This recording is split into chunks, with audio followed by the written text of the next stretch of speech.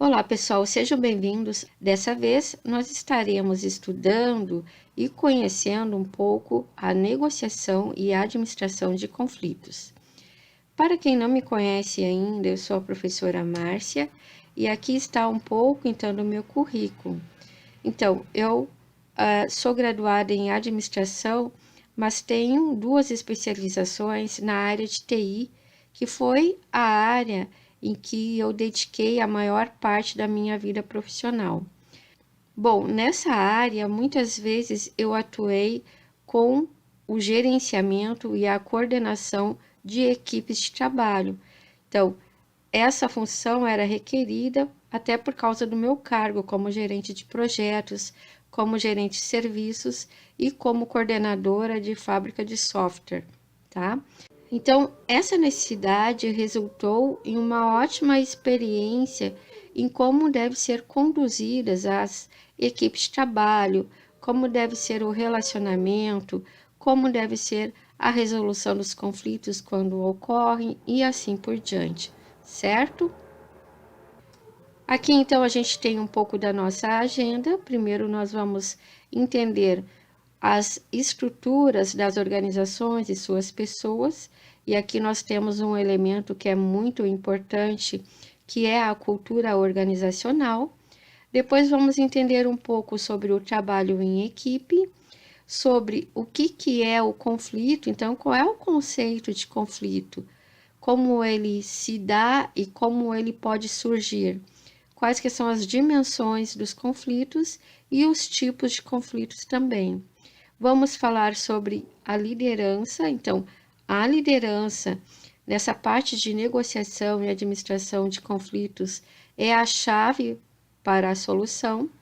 Vamos conhecer os estilos de liderança que existem por aí e quais que são aqueles aspectos fundamentais que nós podemos adotar enquanto líderes, certo?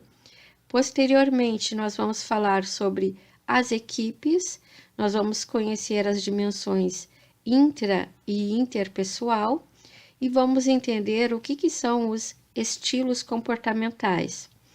Sobre a comunicação, nós vamos ver os elementos de uma boa comunicação, quais que são os objetivos e que tipos de comunicação nós podemos manter com a nossa equipe.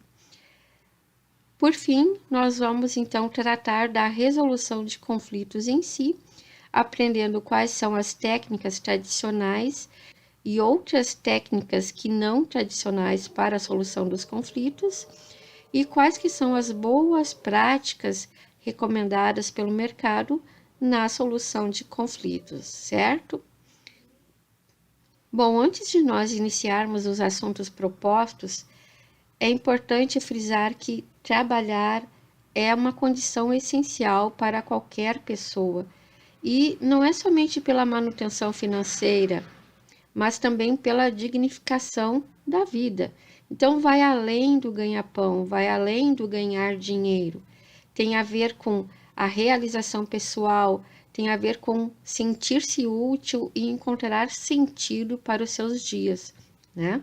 Então, mediante o trabalho, o ser humano, ao produzir alguma coisa, produz também a si próprio, então ele se constrói, tá? A atividade individualizada, isolada, muitas vezes não consegue alcançar os resultados esperados, dada a fragmentação que existe na divisão do trabalho e também dado os limites do próprio ser humano no desenvolvimento de uma tarefa qualquer. Então, por isso que as empresas, elas favorecem, elas preferem o trabalho em equipe.